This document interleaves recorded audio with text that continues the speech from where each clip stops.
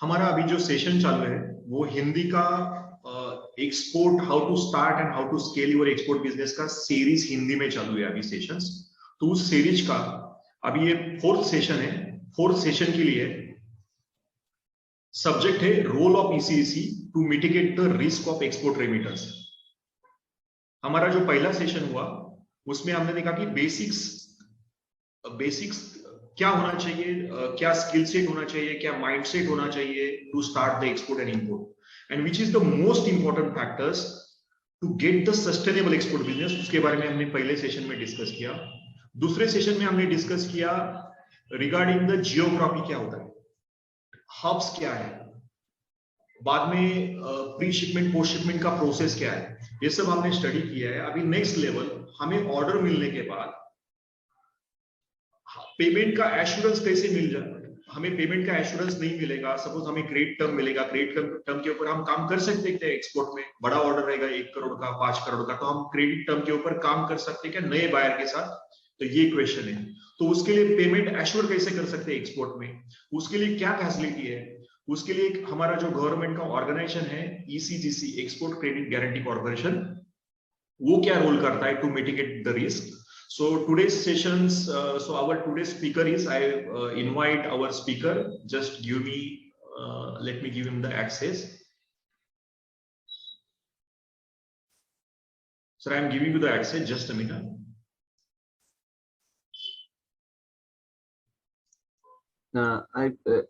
Can you hear me?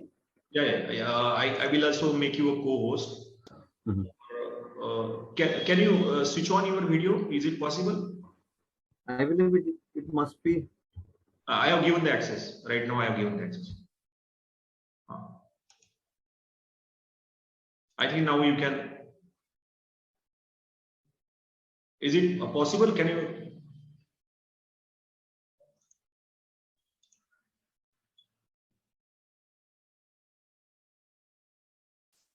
Can you switch on the video?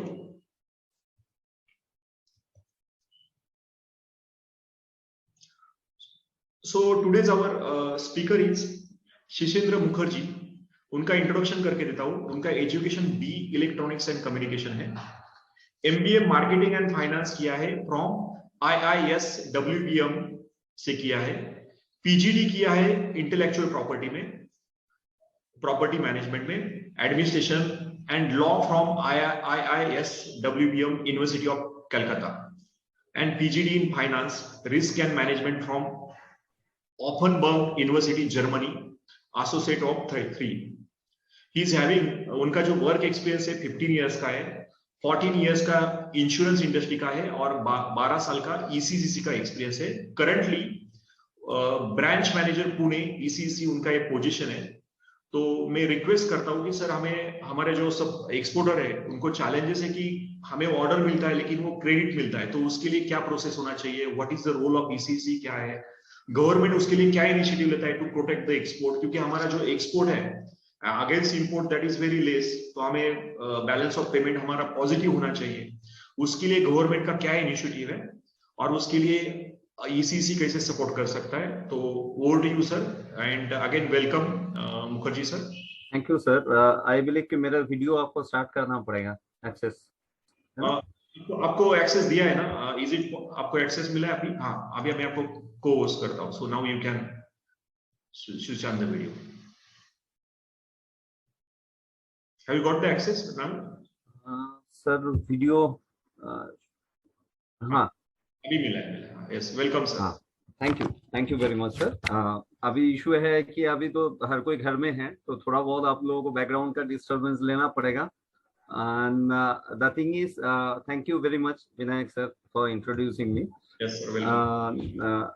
जैसे आप थोड़ा बहुत मुझे इंट्रोड्यूस किए कि in this field particularly I have certain experience. तो बेसिकली क्या है ना, ईसीजीसी जब पिक्चर में आता है जब एक्सपोर्टर का कुछ लॉस होता है, तो ऑब्वियसली एक्सपोर्टर की क्या रिक्वायरमेंट है, स्पेशली जो रिस्क मैनेजमेंट पॉलिसी है, हम लोग उसको ही ज्यादा बेहतर तरीका से जानते हैं। New are expert on how to do business, what should be your particular mentality. हम लोग एक ही जगह लेके काम करते हैं, Right. But you can tell us कि हम लोग उसमें ही स्पेशलाइजेशन करते हैं. So thank you very much for inviting me to share with my exporter community about the risk management. Yes, welcome. अभी क्या है सर, आज के जो प्रेजेंटेशन में मैं जो फोकस करूंगा, इसमें 2-3 स्टेज है. इसमें क्या है, पहला चीज है कि मैं इन ब्रीफ, आप एक्सपोर्ट करने जाएंगे तो एक्सपोर्ट और जो डोमेस्टिक ट्रांजैक्शंस है, बिजनेस है, इसमें क्या रहता है ना, बेसिक एक स्ट्रक्चर का डिफरेंस रहता है. Export is very structured. So ये स्ट्रक्चर के बारे में अगर आपका जानकारी है तो एक्सपोर्ट बिकम्स वेरी इजी. तो क्योंकि यहाँ पे रूल्स है, फेमा गाइडलाइन है, बैंक्स आर इन्वॉल्व, तो ये जो है ये बहुत आसान हो जाता है if you know the structure. और Right. जो रिस्क जो एसोसिएटेड है इसके बारे में आप अवेयर हैं तो that becomes your additional advantage. I will tell you stage by stage, I will share with them Yeah. The participants. Then मैं थोड़ा टर्म्स ऑफ पेमेंट में जाऊंगा, क्योंकि टर्म्स ऑफ पेमेंट वो लोग अगर समझते हैं तो हाँ. रिस्क को भी एसेस कर पाएंगे. जब बायर के साथ नेगोशिएशन हो रहा है, वो कुछ पर्टिकुलर उनमें इनवॉइसेस में कुछ पर्टिकुलर कंडीशन डालेंगे, कुछ पर्टिकुलर टर्म्स ऑफ पेमेंट डालेंगे. तो उसमें क्या है ना, उसमें एक्सपोर्टर का अगर अवेयरनेस है तो रिस्क जो है वो तब क्रिस्टलाइज कर पाता है कि how much risk I am taking, और इसके साथ अगर मैं ज्यादा रिस्क ले रहा हूँ तो I should get more benefit out of it. तो उनको भी पूरा असेसमेंट होता है कि क्या रिस्क है. और थर्ड में, जैसे आप सजेस्ट किए कि अभी जो गवर्नमेंट पॉलिसीज है वो किधर मूव कर रहे हैं, रिसेंट चैलेंजेस किधर है, तो इसके लिए sir with your permission I will start sharing my presentation. Yes, sir. Sir इसमें प्रॉब्लम क्या होता है कि हम लोग तो नॉर्मली ऑफलाइन ट्रेनिंग लेते हैं, तो उसमें क्या है, कोई भी स्लाइड में my participants can raise their hand, वो लोग क्वेश्चन कर सकते हैं. तो इसमें अपॉर्चुनिटी नहीं है, तो हम लोग क्या करेंगे. इसमें भी सर पॉसिबल है, मैं चैट ऑन रखा है, जिसको भी सर मैं question- देखा हूँ, लेकिन इसमें प्रेजेंटेशन देने में ये इशू हो जाता है कि हर स्लाइड के बाद मैं चैट में जाता हूँ तो दिक्कत होती है. तो इसमें क्या करेंगे, एंड ऑफ द स्लाइड, क्योंकि कुछ कुछ जगह में क्या है कि मैं जो पहले बोलूंगा बाद में वो एक्सप्लेन भी करूंगा, तो कोई स्लाइड तो हम लोग एंड में जाके क्वेश्चन फेस कर लेंगे, and that will be very helpful I believe for the Yes, participants. no problem, sir. No problem. Huh? Okay. तो I will share my screen. Yeah, you can share. Sir. Sir export में क्या है कि different किस्म का risk रहता है. तो let me start with commercial risk. तो सबसे बड़ा रिस्क ये होता है एक्सपोर्टर के माइंड में कि जब वो कोई किसी को भी सामान दे रहे हैं, सबसे बड़ा रिस्क है कि वो पेमेंट करेंगे या नहीं. That is the biggest concern exporter के मन में रहता है. बट इसके साथ और भी बहुत सारा रिस्क है, तो मैं एक एक करके एक्सप्लेन कर रहा हूँ कहाँ से कवरेज मिल सकता है या कहाँ से मिटिगेशन हो सकता है. मैं थोड़ा बहुत यहाँ पे ही एक्सप्लेन कर दूंगा. अभी कमर्शियल रिस्क किसको बोलता है कि बायर ने माल उठाया. अब बायर का क्या क्या प्रॉब्लम हो सकता है कि बायर इंसॉल्वेंट हो सकता है माल उठा के, तो पेमेंट नहीं मिलेगा बायर को, एक्सपोर्टर को, या जो है बायर एब्सकॉन्डिंग हो सकता है, कॉन्ट्रैक्ट रेपुडिएशन, माल उठा के वो बोल रहे हैं कि अभी तो पेमेंट नहीं दूंगा. और तीसरा एक हो सकता है कि माल वो बोले थे कि माल उठाऊंगा बट माल उठाए नहीं. तो क्या है, अगर एक्सपोर्टर का जो है माल ऑलरेडी सेल कर चुका है तो he can not take it back. माल जो है वापस लेना उतना आसान नहीं है. तो एक्सपोर्ट एक बार हो गया है तो सबसे बड़ा रिस्क रहता है कि इवन इफ द एक्सपोर्टर, अगर एक्सपोर्टर के पास ओरिजिनल डॉक्यूमेंट है भी तो उसके बाद भी रिस्क रहता है कि बायर ने अगर माल नहीं उठाया तो वो माल को लेके क्या करेंगे, इम्पोर्ट करेंगे, रीसेल करेंगे, क्या करेंगे, जो भी करने जाएंगे उसमें रिस्क एंड लॉस रहेगा ही. तो that these three are commercial risk. मैं कमर्शियल रिस्क बाद में और थोड़ा एक्सप्लेन करूंगा. इसके साथ country risk. Next, country risk क्या है. आज के दिन में श्रीलंका सिचुएशन, आज के दिन में यूरोप का सिचुएशन, आज के दिन में रशिया का यूक्रेन का सिचुएशन, ये सब जो है कंट्री रिस्क है, कंट्री का नॉन पेमेंट रिस्क. अब मान लीजिए आपको श्रीलंका में आज के दिन में एलसी 180 डेज में आपको शिपमेंट करना है, तो आपका रिस्क है कि आफ्टर दैट 180 डेज आपको पेमेंट मिलेगा या नहीं. या आज के दिन में आप अफ्रीकन सब कंटिनेंट में शिपमेंट कर रहे हैं तो उनका जो है डॉलर क्राइसिस चल रहा है, पार्टी का पेमेंट आप तक पहुंचेगा या नहीं, क्योंकि सब कुछ बिजनेस जो होता है वो कन्वर्टेबल करेंसी से होता है. हर कंट्री को वो खरीदना पड़ता है mostly, other then some developed nation जिनके करेंसी कन्वर्टेबल है, बाकी सबको डॉलर परचेज करना पड़ता है या पाउंड परचेज करना पड़ता है. तो वो जो है कंट्री का जो परचेस पावर है वो अगर कम रहता है तो कंट्री रिस्क रहता है। अचानक से वर्ष शुरू हो गया, रशिया यूक्रेन अफेयर शुरू हो गया, ये वर्ड अगर यूरोप में स्प्रेड कर जाता है और सर्टन और कुछ कंट्रीज अगर इन्वॉल्व हो जाता है तो क्या होगा आपका रिस्क परसेप्शन इमीडिएटली। तो दीज आर कंट्री रिस्क। इसको भी जो है आप इंश्योरेंस लेके ही कवर कर सकते हैं। तो commercial risk and country risk, ये दोनों जो रिस्क है आपको इंश्योरेंस लेके ही कवर कर सकते हैं।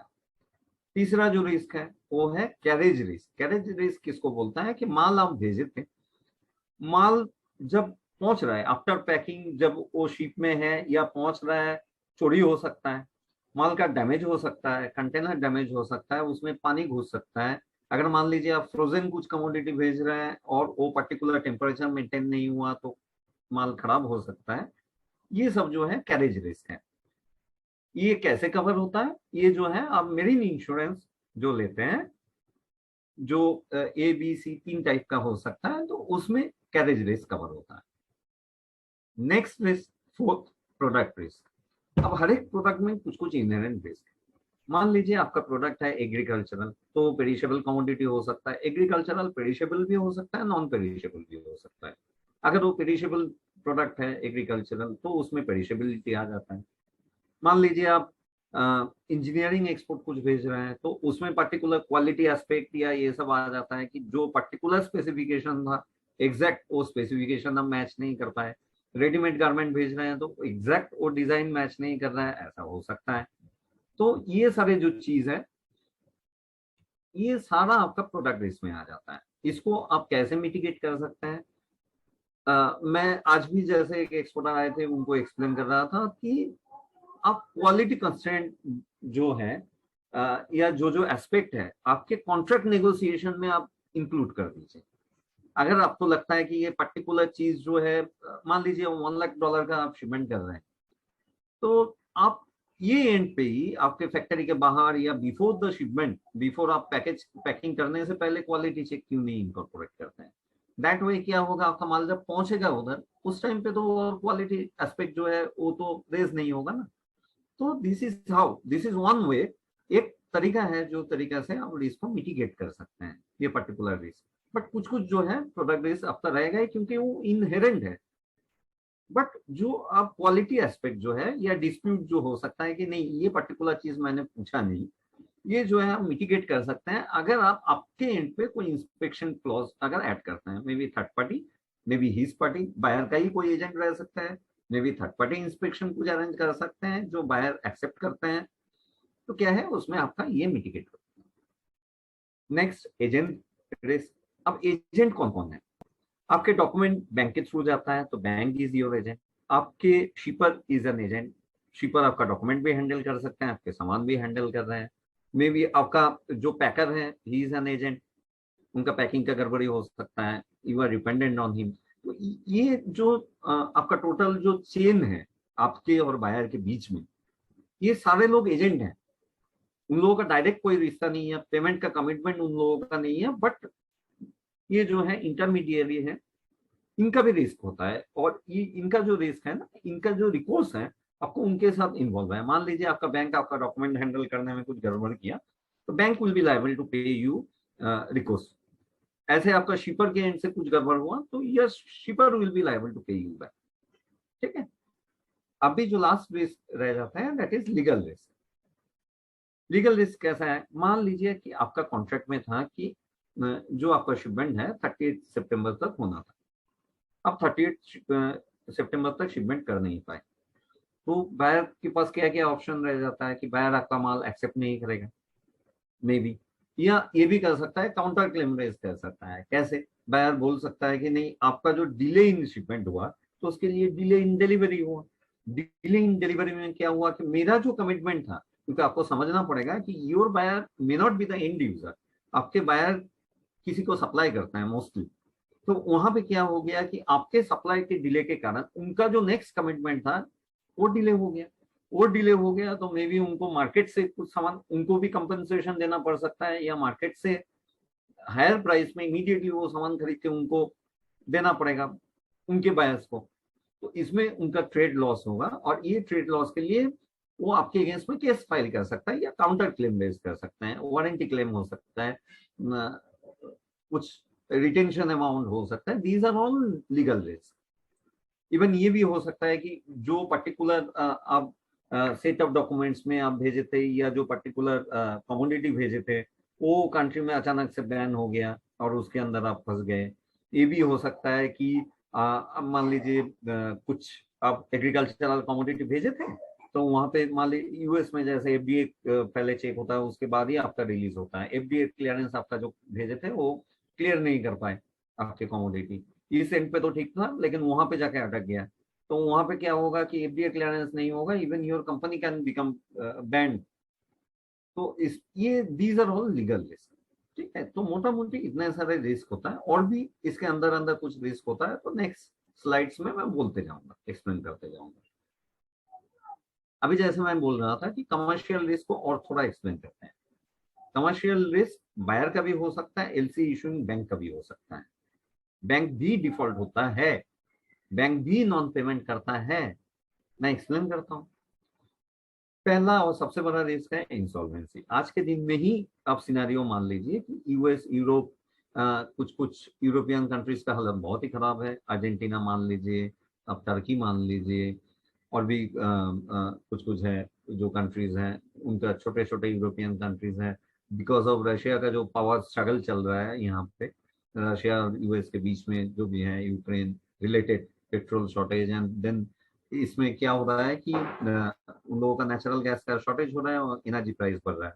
अब लोग अभी देखेंगे न्यूज में हॉट आइटम है कि यूके में उनके जो नए प्राइम मिनिस्टर हैं कुछ कुछ पर्टिकुलर मेजर्स, इकोनॉमिकल मेजर्स जो हैं वो अनाउंस किए थे और वो अनाउंस करके वो पावर में आए। अब उनका जो फाइनेंस मिनिस्टर है वो पूरा जो जो मेजर बोले थे सारा स्क्रैप कर दिया।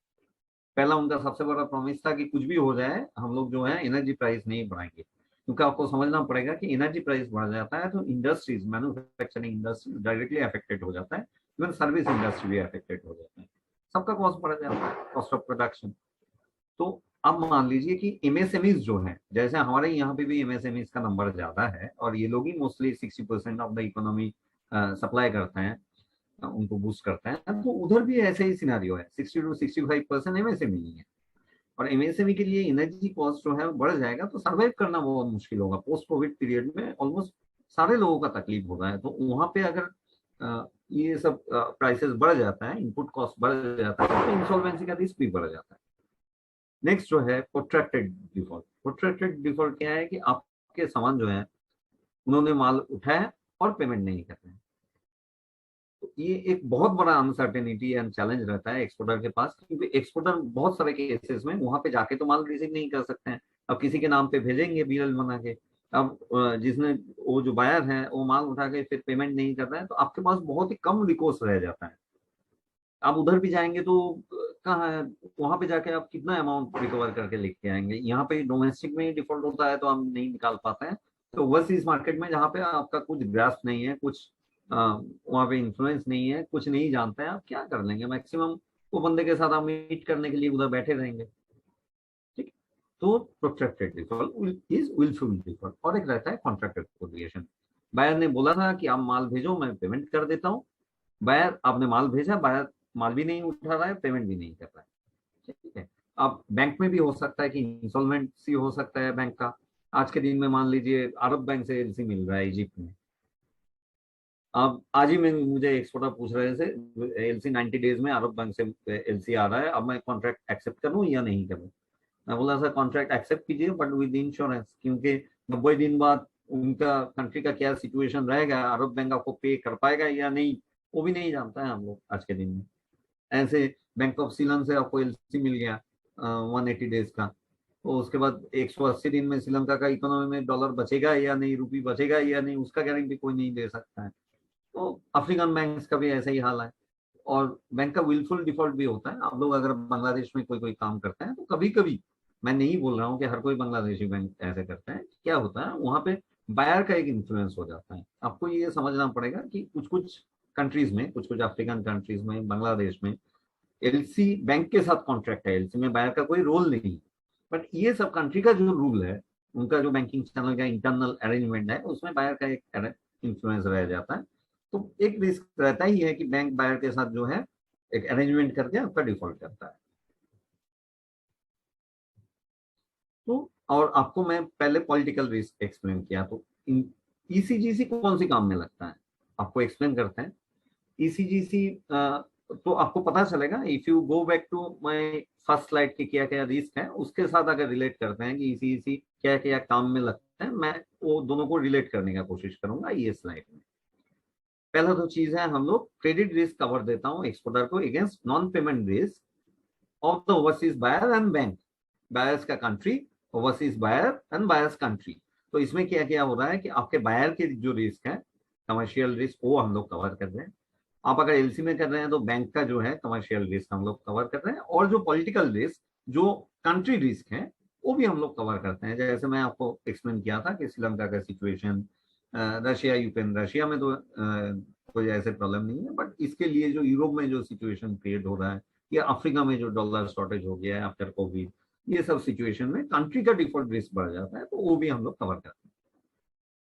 नेक्स्ट, हम लोग क्रेडिट इंश्योरेंस कवर बैंक को भी, सर जैसे बोल रहे थे विनायक सर की प्रीवियस सेशन में आप पीसीपीएस जो है एक्सप्लेन किए हैं वो आप लोगों को, तो आप लोग एक्सप्लेन है कि आप लोग बैंक से फाइनेंस लेते हैं। अब बैंक क्या करता है, ये फाइनेंस के अगेंस्ट में हम लोगों से कवर लेता है। क्या कवर लेता है कि आपके, आप मान लीजिए पीसी लिए और बैंक को फिर वो पे नहीं कर पाए, कोई भी कारण से आप एक्सपोर्ट नहीं कर पाए पीसी लेके, तो आप नेचुरली बैंक को पे नहीं कर पाएंगे, तो बैंक हमसे इंश्योरेंस समझ लेगा। इसका मतलब ये नहीं है कि रिकवरी एक्शन नहीं लेगा वो बोरोवर के अगेंस्ट में, बट उनका भी एक इंश्योरेंस कवर रहता है। आप मान लीजिए कि बोरोवर के अगेंस्ट में क्लेम भी करते हैं तो पूरा तो किसी को नहीं मिलता है, बैंक को भी पूरा अमाउंट नहीं मिलता है, तो इसीलिए जो है बैंक भी हम लोगों से ये कवर लेता है। और इसमें एक्सपोर्टर का बेनिफिट क्या है कि बैंक जो है कवर लेता है इसी से बोल के थोड़ा बहुत इंटरेस्ट सबवेंशन देता है बेस्ड ऑन द स्कोप। अभी एक रिसेंटली स्कीम आया है गवर्नमेंट के साथ टाई अप में, जहां पे हम लोग नॉर्मली बैंक को 70% कवर देते थे, 75%, बिटवीन 60 to 75% ऑफ द पीसीपीएस, वो जो आपको फाइनेंस कर रहे हैं उसका 65 to 75% हम लोग बैंक को कवरेज देते थे। अभी 90% हम लोग कवरेज देंगे, इंक्रीज कवर देंगे फॉर एमएसएमई, और गवर्नमेंट जो है इनको इसको बैकअप कर रहे हैं इसी को। और इसमें क्या हम लोग गवर्नमेंट क्या मिनिस्ट्री ऑफ कॉमर्स बैंक को क्या बोल रहे हैं कि जैसे मैं आपको हायर परसेंटेज ऑफ कवर दे रहा हूँ, तो आप जो है जो बोरोवर्स हैं उनको इंटरेस्ट और थोड़ा कम कीजिए। तो ये जो है डायरेक्ट इंटरेस्ट बेनिफिट बोरोवर के पास हो जाता है for PCPS. It is an excellent move by the ministry of commerce. Then 3 number point, assessment of the buyer for the purpose of underwriting. ये कंसेप्ट जो है मैं आपको थोड़ा एक्सप्लेन करता हूँ। अब ऑर्डर मिलना, जैसे विनायक सर बोल रहे थे कि पहले सेशन में एक्सप्लेन किया है कि ऑर्डर कैसे मिलता है वगैरह वगैरह, ऑर्डर प्रोक्योर कैसे किया जाता है।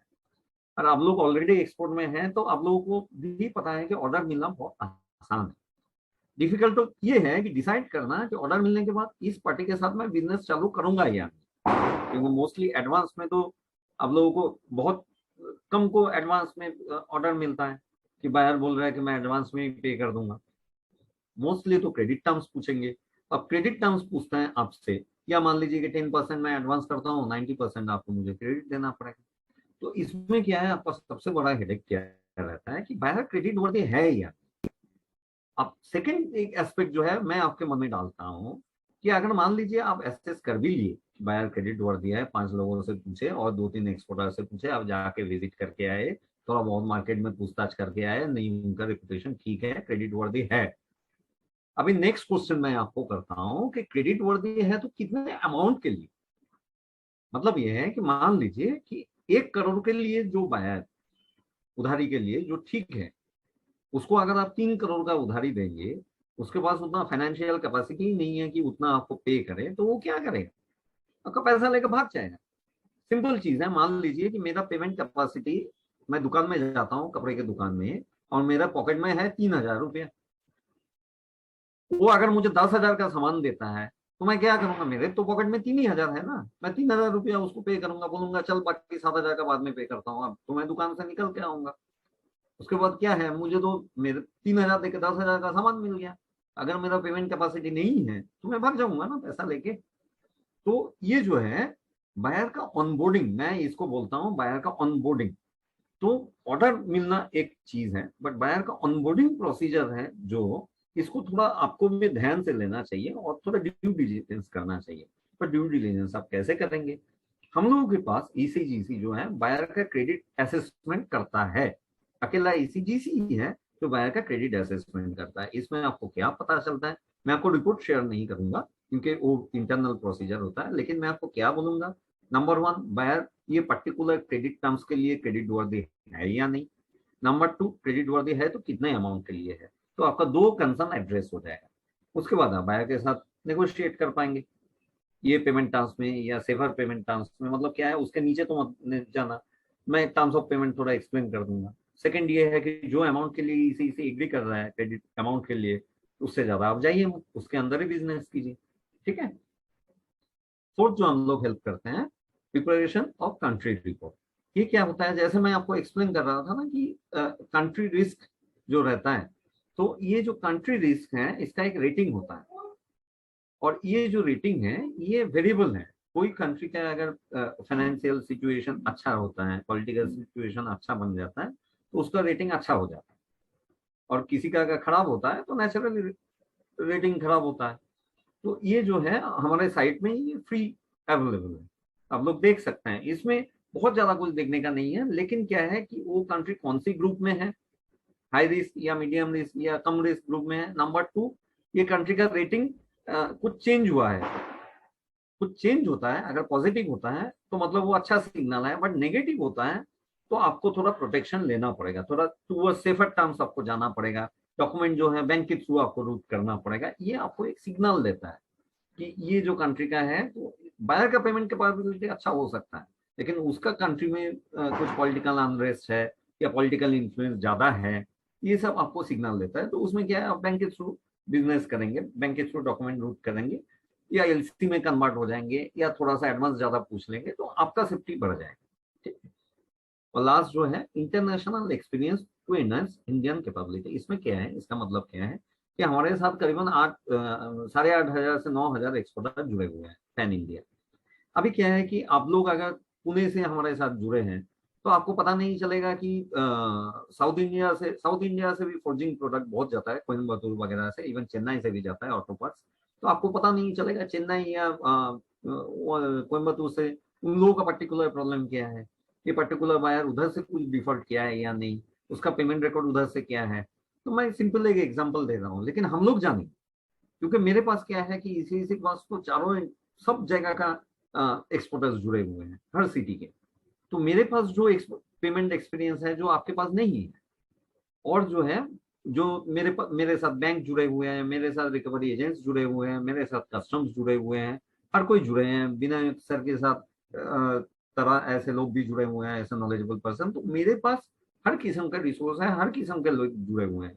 तो मैं वो जो है आपको हेल्प करता हूँ as a partner to your business, आपको कंसल्टिंग करता हूँ कि आपको ये करना चाहिए, ये एडिशनल करना चाहिए।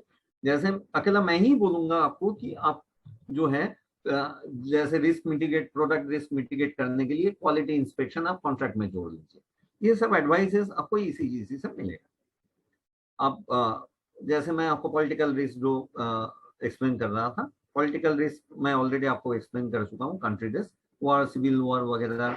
हाँ, और थोड़ा इसमें बोल देता हूँ, new import restriction by government. ये कैसा है कि आपने शिपमेंट कर दिया, अब वो कंट्री में आपका शिप पहुंचने में 40 से 45 दिन लगेगा, कभी कभी 60 दिन भी लगता है कुछ कुछ कंट्रीज में। अब ये 60 दिन 45 दिन बहुत लंबा टाइम है। अब इसके बीच में जैसे हमारे गवर्नमेंट भी अभी टुकड़ा जो है राइस जो है, ब्रोकन राइस एक्सपोर्ट बंद कर दिया, कुछ दिन पहले व्हीट बंद कर दिया था। ऐसे कुछ कुछ चीज का इंपोर्ट भी बंद करता है गवर्नमेंट, दूसरे गवर्नमेंट भी करता है। अगर मान लीजिए वही पर्टिकुलर कमोडिटी आप भेजे थे और वो ये 60 दिन 45 दिन शिप में है, तो उसका तो क्लियरेंस ही नहीं होगा, है ना। तो ये एक रिस्क है, और ये जो है आज के दिन में बहुत बड़ा रिस्क है। मैं लास्ट स्लाइड में एक्सप्लेन करूंगा कि आफ्टर कोविड जो है ना, हर इंडस्ट्री को प्रोटेक्शन के लिए गवर्नमेंट बहुत सारे कंट्रीज में कमोडिटी वाइज प्रोटेक्शन दे रहा है गवर्नमेंट। तो आप जो कमोडिटी भेज रहे हैं वो फंस गया, तो अब एक्सपोर्ट में तो बहुत लोग फंस गए हैं ना, वो व्हीट एक्सपोर्ट वगैरह वगैरह में।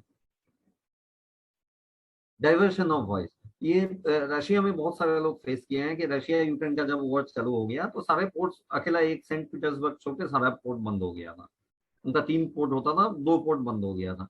तो इसमें क्या है, बहुत सारे वॉयज जो है डाइवर्ट करके घुसना पड़ता था। कंजेशन हो सकता है जो यूएस में अभी भी है कंटेनर कंजेशन है।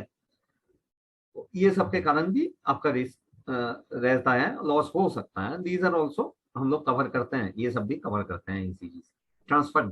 ट्रांसफर डिले क्या है कि मान लीजिए कि आपका जो कंट्री में, आप कोई अफ्रीकन कंट्रीज में पकड़ रहा हूँ, वहां पे क्या है, डॉलर शॉर्टेज है, आप जानते हैं। वहां पे अभी सिस्टम क्या हो रहा है, कुछ साल पहले, अभी भी मोस्ट प्रोबेबली ये सिस्टम चालू है नाइजीरिया में, कि वहां पे फॉरेन करेंसी का ऑप्शन होता है। अभी मेरा एक्सपोर्टर का, मुंबई में मैं था और मुंबई वाले मेरा एक्सपोर्टर का सिनेरियो क्या हो रहा था, he is a big shot. उनके बायर भी बिग शॉट है, one of the largest. But उनके बायर का क्या प्रॉब्लम हो रहा था कि उनके पास लोकल करेंसी में तो पैसा है, बट वो डॉलर में वो कन्वर्ट नहीं कर पा रहे हैं, क्योंकि डॉलर में वहां पे ऑप्शन होता है।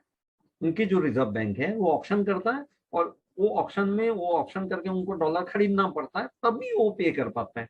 तो इनके साथ क्या हो रहा था कि कभी कभी उनको $1 लाख भी पेमेंट मिलता था, एडवांस में भी आता था, कभी बहुत डिले भी होता था, क्योंकि डेली तो वो ऑप्शन में पार्टिसिपेट नहीं कर पाएंगे ना, कभी कभी करेंगे वगैरह वगैरह। तो इसमें क्या है, ट्रांसफर डिले हो सकता है। हम लोग इराक में जब गद्दाफी का वो इराक वॉर हुआ था, तो उस टाइम पे ट्रांसफर डिले हुआ था, बाद में पेमेंट मिल रहा है।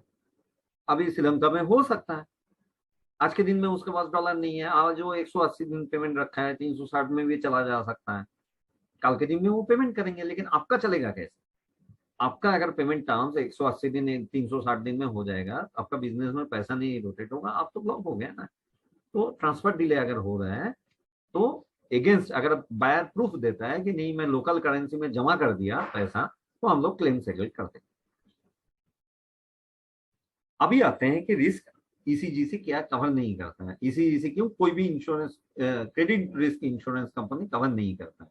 इसमें क्या है, मैं आपको, ये स्लाइड बहुत इंपॉर्टेंट है, मैं बहुत धीरे धीरे एक्सप्लेन करूंगा, इन द सेंस कि मैं ये आपको एक्सप्लेन करूंगा ईसीजीसी कवर नहीं करता है, क्यों नहीं करता है, कैसे तरीका से, कहाँ से आप कवर करवा सकते हो। या तो तरीका मैं आपको बोल के देता हूँ, या कहाँ से कवर करवाना है वो बोल के देता हूँ आपको, ठीक है। पहला चीज जो है, क्वालिटी या कमर्शियल डिस्प्यूट ईसीजीसी कवर नहीं करता है। ईसीजीसी को कोई भी इंश्योरेंस कंपनी कवर नहीं करता है, ठीक है। अभी आप तो बोलेंगे कि जो है हर कोई जो नॉन पेमेंट होता है, वो तो मोस्टली अगर आप देखेंगे 60-70% तो कोई ना कोई डिस्प्यूट तो बायर रेज कर ही देता है। अभी इसमें मैं बोल रहा हूँ कि ऐसा नहीं होता है। डिस्प्यूट का मतलब ये नहीं है, डिस्प्यूट का मतलब ये होता है कि डॉक्यूमेंटरी एविडेंस होना है, बायर के पास भी डॉक्यूमेंटरी एविडेंस होना है। मतलब क्या है, मैं और थोड़ा एक्सप्लेन करता हूँ। मान लीजिए आप 60 डेज के क्रेडिट पीरियड में माल भेजे, ठीक है, बायर ने माल उठा लिया, माल उठा के अभी क्या है कि स्टैंडर्ड जो प्रोसीजर है कि बायर माल उठा के 7 दिन 10 दिन में क्वालिटी चेक करता है। अभी 7 दिन 10 दिन में क्वालिटी चेक किया, क्वालिटी ओके मिला या जो भी है, उसने कोई रिस्पॉन्ड नहीं किया। अब 60 दिन में जब पेमेंट का बारी आ रहा है, तब बोल रहा है कि नहीं आपका क्वालिटी ठीक नहीं था, मेरे बायर जो है एक्सेप्ट नहीं कर रहा है।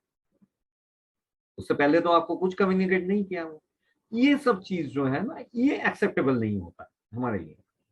लेकिन अभी दूसरे इन पे आप मान लीजिए कि 7 दिन 10 दिन में जो क्वालिटी चेक है, उसने चेक कर लिया, एक क्वालिटी रिपोर्ट देके आपको बोला भाई ये जो जो माल है, ये जो है माल आपका अच्छा नहीं मिला है, ये रिजेक्शन हो गया। तो नेचुरली वो कोई इंश्योरेंस कंपनी कवर नहीं करेगा। अब इसको जो है आप कैसे बाईपास कर सकते हैं कि आप कॉन्ट्रैक्ट में, परचेज ऑर्डर कॉन्ट्रैक्ट में लिख दीजिए कि गुड्स जो है क्वालिटी, जो चेक 7 दिन के अंदर कंप्लीट होना है, 7 दिन 10 दिन जो भी है उसको जो टाइम लगता है, और जो है एनी क्वालिटी डिस्प्यूट जो है उसके लिए वो क्वालिटी टेस्ट का report, it should accompany with quality test report. 10 दिन के मतलब क्या है, 10 दिन के अंदर क्वालिटी चेक करके आप उसमें लिख दीजिए कि 10 दिन के अंदर क्वालिटी चेक करके आपको जो जो क्वालिटी रिजेक्शन जो लिस्ट है वो रेज करना है, accompanied with quality test report. ये आप कर सकते हैं। या जो है मैं आपको बोल के दिया पहले ही कि आप थर्ड पार्टी क्वालिटी इंस्पेक्शन या बायर एक्सेप्टेड क्वालिटी, उसका बंदा भी हो सकता है ना यहाँ पे। आज के दिन में बहुत सारे लोगों का इंडिया में एजेंट है, बाइंग हाउसेस है, उनके रिलेटिव्स हैं, तो आप वो कंडीशन जोड़ दीजिए, वो पर्सन का नाम जोड़ दीजिए बायर के साथ बात करके कि ये सो एंड सो बंदा आके कंटेनर लोड होने से पहले क्वालिटी चेक करके जाएगा और सर्टिफाई करके जाएगा। तो आपका क्वालिटी डिस्प्यूट आएगा ही नहीं, आ ही नहीं सकता है ना। और आएगा तो आप सर्टिफिकेट प्रोड्यूस करेंगे। सेम चीज मेरा कोलकाता में हुआ था, थर्ड पार्टी इंस्पेक्शन था, it was agreed by buyer, buyer ने वही बायर ने ही अपॉइंट किया था, थर्ड पार्टी इंस्पेक्शन रिपोर्ट था, लेदर में हुआ था, पार्टी ने माल भेजा, बायर फिर बोला कि नहीं ये जो माल है ये तो खराब है, तो उसने प्रोड्यूस किया, भाई आपका ही एजेंसी है, अपॉइंटेड एजेंसी, उसने सर्टिफाई किया, इसके बाद आप कैसे बोल सकते हो कि ये डिस्प्यूट है। और इवन जो कंपनी जो सर्टिफाई किया है उसने भी बोला कि ये एक्सेप्टेबल नहीं है, मैंने चेक किया हर एक माल, और हमने वो क्लेम पे भी किया।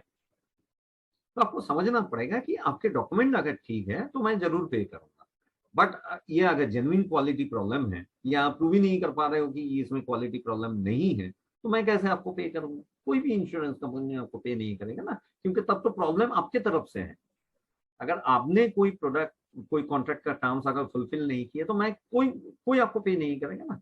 तो क्वालिटी उसने एक ग्रेड का चीज पूछा था, आपने वो पर्टिकुलर चीज अगर सप्लाई नहीं किया दैट इज योर रिस्पॉन्सिबिलिटी, लेकिन आपने अगर प्रूव कर दिए कि नहीं ये चीज ही मैं भेजा था तो जरूर आपको क्लेम मिलेगा। ठीक है। नेक्स्ट जो है causes inherent in nature of goods. अब मान लीजिए कि आपका गुड्स जो है एग्रीकल्चरल गुड्स है और आप जानते हैं कि इसका जो है 5% लॉस होता ही है, माल जो है पैकिंग के टाइम पे या कंटेनर जो है लोडिंग बोर्डिंग में खराब होता है, तो नेचुरली वो आपका लॉस है, ट्रेड लॉस है, तो वो इंश्योरेंस कंपनी कवर नहीं करती। Failure to obtain import licence, ये मैं बहुत ज्यादा एक्सप्लेन नहीं करूंगा, सिर्फ एक चीज जो है आप लोगों के कान में डाल दूंगा कि यूएई जो है, यूएई में और सऊदी पर्टिकुलरली यूएई में कोई ऑर्डर अगर आप प्रोक्योर कर रहे हैं वहां से तो जरूर बायर का ट्रेड लाइसेंस का कॉपी भी पूछ लेना, उसका वैलिडिटी डेट चेक कराना। ठीक है। डिफॉल्ट ऑफ एजेंट और कलेक्टिंग बैंक, आपको जैसे मैं प्रीवियसली जो रिस्क असेसमेंट में मैं आपको बोला था कि एजेंट कौन कौन है, आपके बैंकर, आपके कलेक्टिंग बैंक, आपके सीएच एजेंट्स, बाकी जो जो एजेंसीज इन बिटवीन रहते हैं आपके और बायर के, इनका अगर कोई डिफॉल्ट होता है तो इंश्योरेंस कंपनी कवर नहीं करता है। क्यों? क्योंकि इसका जो रिकोर्स है उन लोगों के साथ अवेलेबल है। अगर मान लीजिए एक बैंक आपका डॉक्यूमेंट खो डालता है और उसके लिए आपका पेमेंट नहीं आता है तो bank is liable to reimburse it, तो आपको बैंक के साथ क्लेम करना पड़ेगा। इंश्योरेंस कंपनी ये कवर नहीं करता है। हम लोग ये बोलते हैं कवर नहीं करता है, but case to case basis हम लोग असिस्ट करते हैं एक्सपोर्टर को, ऐसा नहीं है कि पूरा ही हाथ उठा लेते हैं, क्योंकि ये एक्सपोर्टर के हाथ में कुछ नहीं रहता है ना, तो हम लोग देखते हैं, but case to case. Loss और damage of goods covered by other insurance company, जैसे मैं बोला था कि मेरी ट्रांजिट इंश्योरेंस, आपका गुड्स जो आप भेजे थे गुड्स ट्रांजिट में खराब हो गया तो वो आपका ट्रांजिट इंश्योरेंस में कवर्ड है, तो मैं नहीं कवर करूंगा। ठीक है, बट उस वो अगर मेरे इंश्योरेंस में कवर नहीं है तो मैं जरूर कवर करूंगा। एक्सचेंज रेट फ्लक्चुएशन, ये बैंक कवर करता है हेजिंग में, तो ये मैं कवर नहीं करूंगा, बट यहाँ पे आपको एक इनपुट देता हूँ। आप लोग जो है मोस्टली इंडियन एक्सपोर्टर क्या करते हैं कि डॉलर में ही इनवॉइस बनाते हैं, बायर से डॉलर में ही आप लोग पूछते हैं, तो इसमें जो है आज के दिन में एक्सचेंज रेट फ्लक्चुएशन बहुत ज्यादा है डॉलर के साथ कोई भी करेंसी का, तो इसको आप लोग बाईपास कर सकते हैं by getting into other convertible currency. आप अगर यूरो में करेंगे या बाकी करेंसीज में करेंगे, वो बाकी कन्वर्टेबल करेंसी में करेंगे, तो ये जो एक्सचेंज रेट फ्लक्चुएशन कम है तो आपके लिए बायर के लिए दोनों के लिए कंफर्टेबल है। तो ये जो है आप लोग एक्सप्लोर कीजिए। इवन आज के दिन में आरबीआई रूपी जो मैकेनिज्म है वो भी ओपन करके दिया है कुछ कुछ कंट्रीज में, अगर आपका बैंक एक्सेप्ट करते हैं, आपके बायर एक्सेप्ट करते हैं, आप रूपी में भी कर सकते हैं, तो आप लोग इसको एक्सप्लोर कीजिए। ठीक है, तो इसमें क्या है एक्सचेंज रेट फ्लक्चुएशन जो है आप लोग थोड़ा बहुत बाईपास कर सकते हैं। Exporters failure to fulfil terms and condition of the contract, अब ये चीज जो है मैं बहुत अच्छी तरह से आपको एक्सप्लेन कर रहा हूँ और बार बार मैं बोल रहा हूँ कि कॉन्ट्रैक्ट जो है दैट इज एब्सोल्यूट, कॉन्ट्रैक्ट के बाहर जो है कुछ भी एक्सेप्टेबल नहीं है, बायर के लिए भी आपके लिए भी। मतलब मान लीजिए कि शिपमेंट जो होना था आज तक होना था, 19 तारीख होना था, आपको कोई भी कारण कंटेनर नहीं मिला, आपका शिप नहीं मिला, जो भी है आपका बीएल जो है आपको पता चल रहा है 20 तारीख का या 21 तारीख का बनेगा, आप क्या है आप इंटरप्रेट कर लिया आपके दिमाग में कि नहीं मेरा तो फैक्ट्री से माल 19 तारीख के अंदर ही गया था, तो बीएल 21 तारीख का भी बनेगा, it is acceptable by buyer, क्योंकि गुड्स तो मेरा फैक्ट्री से निकल गया था 19 तारीख तक। नहीं सर, ये जो आप इंटरप्रेट कर रहे हो ये आपके इनका क्लैरिफिकेशन है, buyer may not accept it, buyer ऐसा हो सकता है क्योंकि बीएल डेट ही उसके लिए डेट ऑफ डिस्पैच है, तो आपका जो है 19 तारीख आपको शिपमेंट करना था, आपका बीएल 21 तारीख का बनाया है, और buyer is in full right to not to accept the goods, या एक्सेप्ट करके आपको पेनाल्टी लगाने का। उसके हाथ में हथियार चला गया ना, आप ही दे रहे हो उठा के। तो इसका क्या तरीका है, कुछ भी आप अगर चेंज कर रहे हैं terms condition of the contract, पहले तो है कि कॉन्ट्रैक्ट जो है तो परचेज ऑर्डर है या प्रोफार्मा इनवॉइस भेज के आप साइन लेते हो, इट शुड बी साइंड, इसमें दोनों पार्टी का साइन होना है, आपका भी होना है, बायर का भी होना है। और ये जो आप बना रहे हैं कॉन्ट्रैक्ट, इसमें कुछ भी आप डाल सकते हैं, बायर अगर एक्सेप्ट करता है। जैसे मैं बोला, जरूर आपको क्वालिटी चेक जो है वो डाल देना चाहिए, और कुछ चीज अगर आपको लग रहा है कि डालना चाहिए आपको कमोडिटी के हिसाब से या पर्टिकुलरली आपके कैपेसिटी के हिसाब से, बायर के साथ बात करके डालो और बायर का एक्सेप्टेंस ले लो, साइन करवा दो। और मान लीजिए आपका कुछ वेरिएशन हो रहा है इससे, तो है तो मेल में उनसे कंफर्मेशन लीजिए कि ये मैं नहीं कर पाऊंगा, इतने तक सेल होगा container, whether it is acceptable by you। तो अगर हाँ बोलेगा तभी शिपमेंट कीजिए, अगर नहीं है तो मत कीजिए। अब माल बना चुके हैं फिर भी भेजेंगे तो वो तो जरूर वो माल का पेमेंट नहीं करेगा, तो बायर से एक्सेप्टेंस लेके तभी कीजिएगा, ठीक है। या अगर आप नहीं कर पाते हैं और आप फुलफिल नहीं करते हैं कॉन्ट्रैक्ट का कोई भी टर्म और बायर पे नहीं करता है, पूरा लायबिलिटी आपका है, कोई नहीं एक्सेप्ट करेगा, ठीक, तो इंश्योरेंस कंपनी भी नहीं करेगा।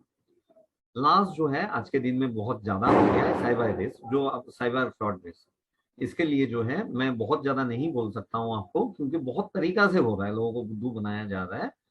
इंश्योरेंस ईसीजीसी ये कवर नहीं करता है। इंश्योरेंस जो है साइबर रिस्क जनरल इंश्योरेंस के पास कवरेज के लिए पूछ सकते हैं, कुछ कुछ कवरेज चालू हुआ है अभी इंडिया में भी, बट जो है इसमें जो है आपका precaution is better than cure. यहाँ पे अभी क्या है कि जैसे मान लीजिए बैंक ओटीपी सिस्टम है, टू वे ऑथेंटिकेशन सिस्टम है, ऐसे ही अगर डिलीवरी इंस्ट्रक्शन बदल रहा है या पेमेंट इंस्ट्रक्शन बदल रहा है तो 2-3 बार वायर से कंफर्मेशन लीजिए।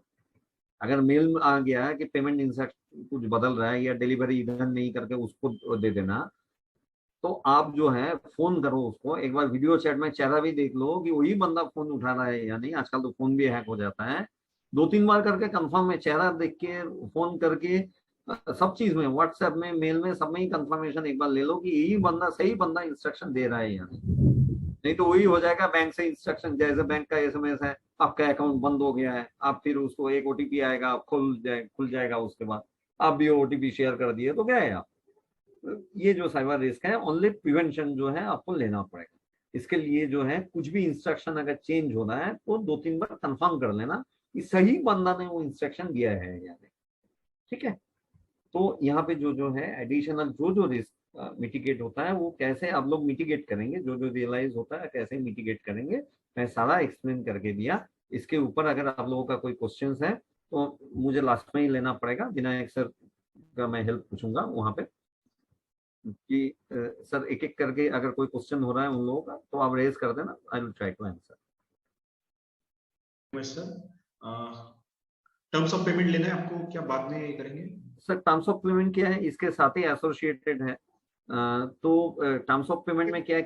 हाँ, लेने के लिए अच्छा रहेगा वो। मीनवाइल यू कैन पुट, आप मीनवाइल आप क्या कर सकते हैं, आपका जो क्वेश्चन है वो चैट बॉक्स में डालिए तो मैं आपको हाँ, हाँ, तो विनायक सर कभी भी वो मुझे इंटरेक्ट करके अगर कुछ पर्टिकुलर क्वेश्चन वो स्लाइड के रिलेटेड लगा तो काइंडली आस्क मी, मैं उधर ही आंसर कर दूंगा, नहीं तो लास्ट में जाके हम लोग आंसर करेंगे। Right right.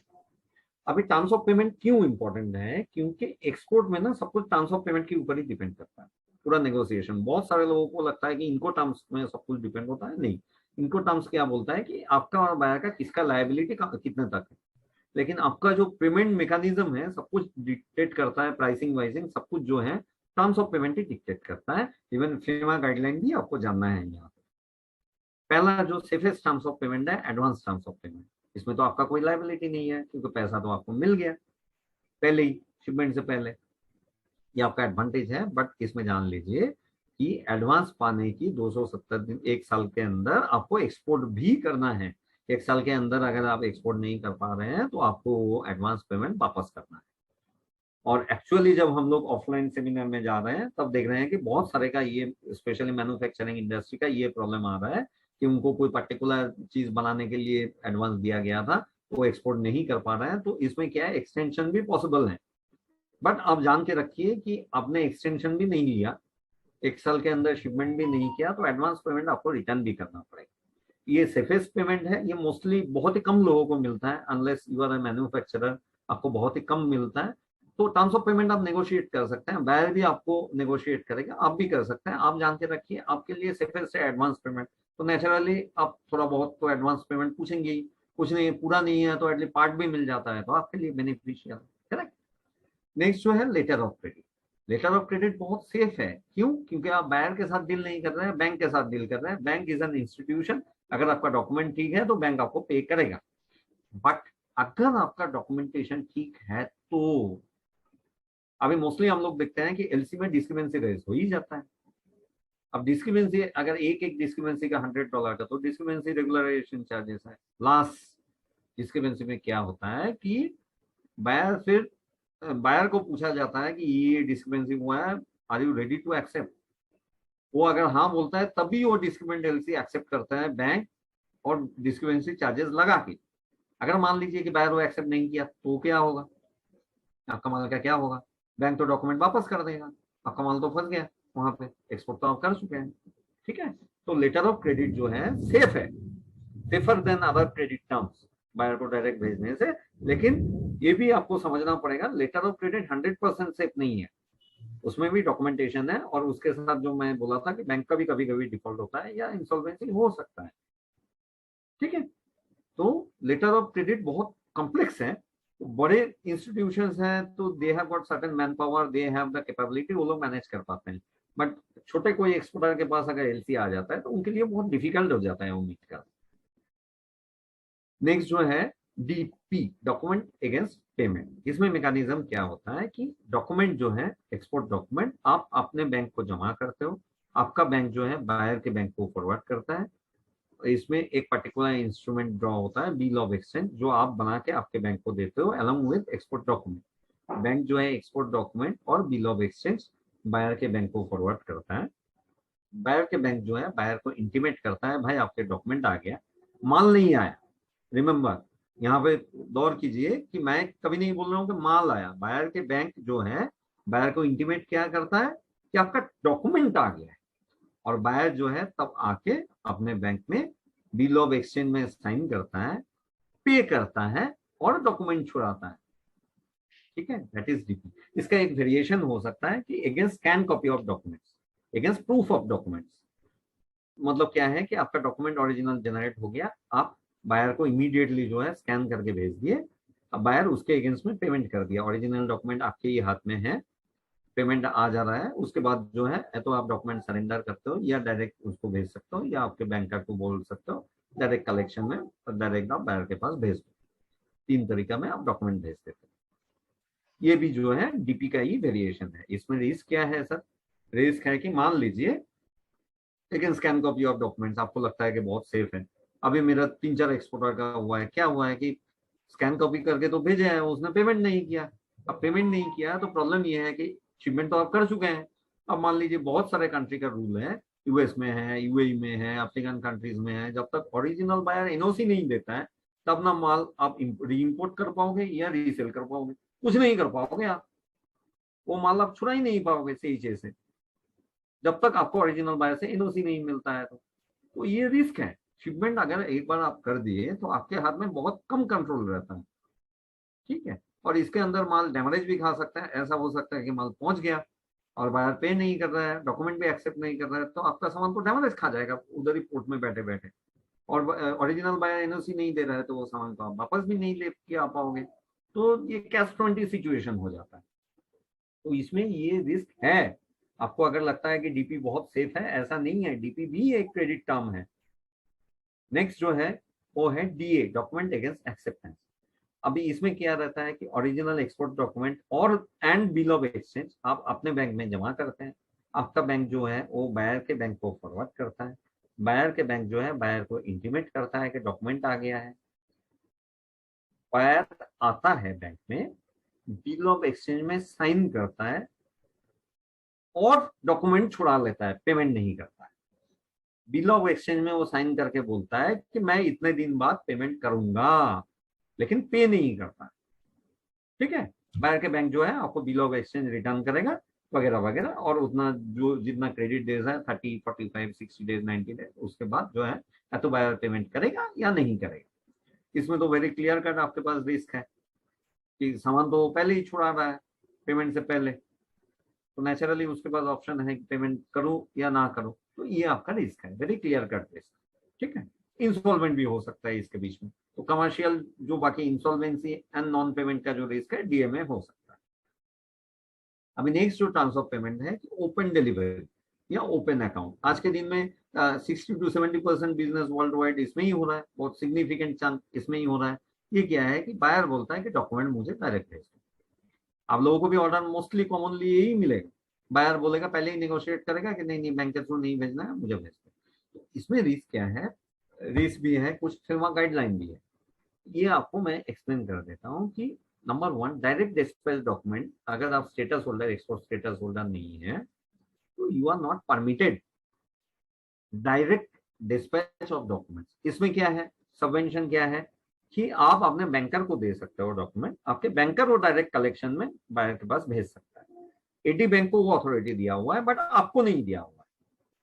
अब क्या है इसका और एक तरीका है, आप बैंक को परमिशन पूछ सकते हो, आपका बैंक अगर परमिट करता है तो ठीक है, या बैंक बोल सकता है नहीं मैं भेज दूंगा, आपको परमिट नहीं करूंगा, ये भी हो सकता है। तो आपका शीप में अगर जा रहा है तो ये दोनों ही चल जाता है, मैनेज हो जाता है। बट मान लीजिए कि आपका बाई एयर जा रहा है तो आप क्या करेंगे, किसी का वेजिटेबल एक्सपोर्ट है, वो बोलता है कि डॉक्यूमेंट अगर नहीं भेजता हूँ तो डॉक्यूमेंट रिलीज ही नहीं कर पाएंगे, डॉक्यूमेंट रिलीज नहीं कर पाएंगे तो एक कॉपी तो मुझे भेजना ही है, अगर नहीं कर पाएंगे तो मेरा तो माल उधर ही सड़ जाएगा 3 दिन के अंदर, नेक्स्ट दिन तो बेचना है उसको। तो ये जो है एयर शिपमेंट में ये पर्टिकुलर जो है ओपन डिलीवरी या ओपन अकाउंट का ही करना पड़ता है। इसमें 2 तरीका है कुछ कुछ, आप जो है जान के रखिए कि एयर शिपमेंट में मोस्टली ओरिजिनल डॉक्यूमेंट का दरकार नहीं होता है छुड़ाने के लिए, उनका एक पर्टिकुलर फॉर्म रहता है, वो फॉर्म अगर फिलअप करके देते हैं तो वो डॉक्यूमेंट छुड़ा सकते हैं विद इंटीमेशन। तो ओरिजिनल डॉक्यूमेंट जो है बैंक में जमा कर सकते हैं, बैंक जो है बाद में भेजेगा, तब तक आपका पेमेंट नॉन पेमेंट जो है हो जाएगा। सेकंड ये तरीका है कि आप आपके बैंक को भी लिखिए कि मैं ये भेजूंगा, आपके एडी बैंक आपको परमिट कर सकता है। तीसरा ये तरीका है कि ओपन डिलीवरी आप कर रहे हैं, अगर पेमेंट आ जाता है तो आपके एडी बैंक के पास अथॉरिटी रहता है और आपके एडी बैंक वो रेगुलराइज कर भी देता है। अगर नहीं करता है तो पेमेंट अगर नहीं आता है तो आप एडी बैंक को पूछिएगा, वो उसके बाद भी सब्जेक्ट टू सर्टेन कंडीशन आपको रेगुलराइज करके देगा, राइट ऑफ होता है वगैरह वगैरह उसके बाद। तो जो है आपको जो मैं बोलने का कोशिश कर रहा हूँ कि ओपन डिलीवरी जो है ये आपका रिस्कीएस्ट टर्म्स ऑफ पेमेंट है। क्यों, डॉक्यूमेंट डायरेक्ट जा रहा है बायर के पास, तो बैंक भी बाईपास है, ये बायर और आपके बीच में टोटल अरेंजमेंट हो गया। और इसमें क्या है, सबसे ज्यादा रिस्क में क्या है, कौन है, आप हो, क्योंकि बायर तो पेमेंट तो कर नहीं रहा है, डॉक्यूमेंट जो है कोई भी अथॉरिटी के पास इंटीमेशन नहीं है, तो आपका डॉक्यूमेंट डायरेक्ट उसके पास जा रहा है, वो तो माल चुरा ही लेगा, पूरा माल का अथॉरिटी। आपको समझना पड़ेगा कि डॉक्यूमेंट जिसके पास है माल का अथॉरिटी उसके पास है, तो आप डॉक्यूमेंट दे दिए मतलब एक्सपोर्ट में माल ही उसको दे दिए, तो आपके हाथ में कुछ कंट्रोल नहीं है, आप उसके मर्जी पे है, उसके दया के ऊपर है कि वो पेमेंट करेगा नहीं करेगा। ठीक है, तो आपको ये समझना है और बेटर बार्गेन कीजिए। अगर किसी को आप ओपन अकाउंट में दे रहे हैं तो आप कॉस्ट उसमें ऐड कीजिए, इंश्योरेंस कॉस्ट, इंश्योरेंस तो जरूर जोड़िए और इंश्योरेंस कॉस्ट जो है उससे निकालिए, क्योंकि आप उसको ज्यादा बेनिफिट दे रहे हैं ना, बैंकिंग कॉस्ट उसका बच रहा है, तो आप उसके अगेंस्ट में इंश्योरेंस लीजिए, उसका कॉस्ट उसको पास कीजिए। ठीक है ना, तो यह पार्ट एडवांस लीजिए, आप बार्गेन कीजिए, क्योंकि आप ऑलवेज रिसीविंग एंड में रहेंगे ऐसा नहीं है, आपको भी तो थोड़ा बहुत से है। बहुत ज्यादा रिस्क लगेगा तो आपको एक्सपोर्ट करना नहीं चाहिए। अगर आपका असेसमेंट हो रहा है कि बहुत ही हाई रिस्क है और ये मेरा कैपेसिटी की बियॉन्ड है, आप क्यों करेंगे, उधारी में माल क्यों देंगे। बट जो है बहुत सारे लोग हम लोग देखते हैं कि ये प्रॉपरली एसेस नहीं कर पाते हैं, रिस्क जो है कितना रिस्क है उसके अंदर एसेस नहीं कर पाते हैं। उनको लगता है डोमेस्टिक मार्केट में भी उधारी देना जैसा आसान है ऐसे ही एक्सपोर्ट मार्केट में भी उतना आसान है, ऐसा नहीं है। तो आपको अवेयर होना है और with insurance he open account shipment करना है। ठीक है, और जो है लास्ट जो है टीटी, आप लोग मोस्टली लिखते हैं टीटी 90 डेज पेमेंट क्या है, मैं पूछता हूँ 30 to 40% एक्सपोर्टर मुझे रिप्लाई देता है टीटी। सर टीटी कोई टर्म्स ऑफ पेमेंट है ही नहीं, टीटी का मतलब है टेलीग्राफिक ट्रांसफर, टेलीग्राफिक ट्रांसफर तो कोई ट्रांसफर ऑफ पेमेंट नहीं हुआ, वो तो मोड ऑफ पेमेंट हुआ, है ना। तो thank you, mode of payment हुआ, मोड ऑफ पेमेंट हुआ तो एक्सक्यूज मी, इसमें क्या है, आपके पास अगर क्लैरिटी है तो क्रेडिट पीरियड जो है आप प्रॉपरली अगर टर्म्स ऑफ पेमेंट मेंशन करेंगे तो आपका ही सुविधा होगा। एक्सपोर्ट में proper terms of payment defined है, और आपको जानना है कि टीटी बोल के जो आप कर रहे हैं ये आपका और बायर के बीच का अरेंजमेंट है, लेकिन ये जो है आपका नॉलेज रहेगा तभी आप प्रॉपर बैंकिंग टर्म्स में लिख पाएंगे, और आपको प्रॉपर बैंकिंग टर्म्स में लिखना भी चाहिए। तो मेरा एडवाइस है कि आप दोनों का पेमेंट अरेंजमेंट लिखिए, लेकिन ब्रैकेट में जो है जो proper terms of payment D DP OD क्या क्या है वो विद प्रॉपर यूजेंस पीरियड ये लिखिए। बहुत सारे का मैं ऐसा भी इनवॉइस देखा हूँ, मैं भी विनायक सर भी देखे हैं कि क्या है 30 डेज फ्रॉम डिलीवरी लिखता है ना, पेमेंट टर्म्स क्या है 30 डेज फ्रॉम डिलीवरी। ऐसा तो कोई पेमेंट टर्म्स होता ही नहीं है, क्योंकि पेमेंट टर्म्स का क्रेडिट पीरियड चालू होता है बीएल डेट से, तो वो डिलीवरी होने में उसका 30 दिन हो सकता है, शिप में जा रहा है तो 30 दिन तो जाने में ही लग जाएगा। तो क्या है एडिशनल उसका payment terms actually credit days 30 नहीं है, उसका 60 डेज है, 30 दिन जाने का, उसके बाद पहुंचने के बाद अनदर 30 डेज।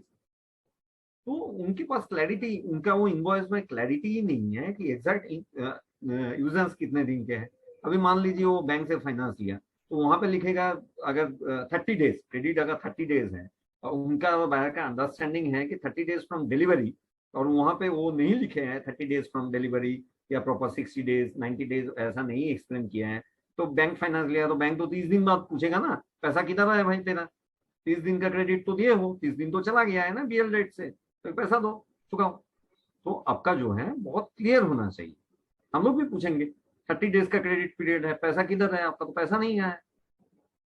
तो आपके पास ये क्लैरिटी होना चाहिए कितना दिन का आप क्रेडिट में दे रहे हैं, ठीक है। Hopefully I have explain this.